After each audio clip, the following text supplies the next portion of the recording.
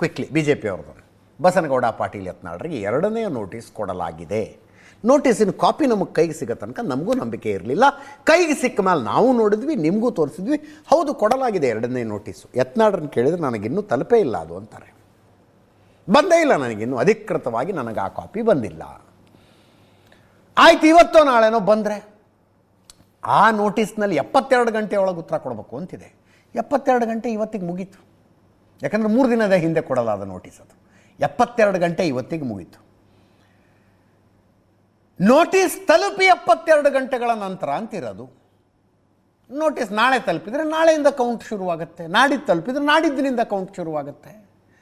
ಆಯ್ತು, ಯಾವಾಗ ತಲುಪುತ್ತೋ ಆವಾಗ ಉತ್ತರ ಕೊಡ್ತೀರಾ ಅಂದರೆ ಏನು ನಾನು ಮಾಡೋಕ್ಕೆ ಬೇರೆ ಕೆಲಸ ಇಲ್ವಾ ಅನ್ನೋ ರೀತಿಯಲ್ಲಿ ಮಾತಾಡಿದ್ದಾರೆ.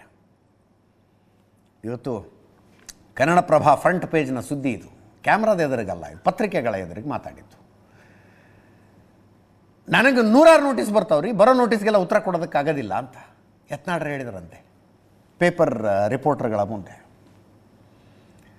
ಇದು ಏನಾದರೂ ಇಂಗ್ಲೀಷ್ ಪೇಪರಲ್ಲಿ ಬಂದು ಅಮಿತ್ ಶಾ ಬೆಳಗ್ಗೆ ತೆಗೆದು ಅದನ್ನು ನೋಡಿಬಿಟ್ಟಿದ್ರೆ ಹೆಂಗೆ ರಿಯಾಕ್ಟ್ ಮಾಡ್ಬೋದು ಅಂತ ನಾನು ಕಲ್ಪನೆ ಮಾಡ್ಕೊತಾ ಇದ್ದೀನಿ.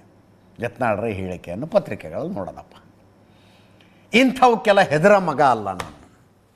ಏನು ನೋಟಿಸ್ಗೆ ಉತ್ತರ ಕೊಟ್ಕಂತ ಕುಟ್ಕೊಳ್ಳೋದೇ ಕೆಲಸನ ಅಂತ.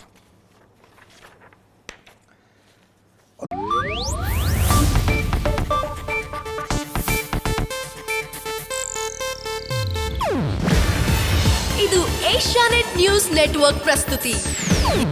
ನೀವು ನೋಡ್ತಿದ್ದೀರಾ ಏಷ್ಯಾನೆಟ್ ಸುವರ್ಣ ನ್ಯೂಸ್.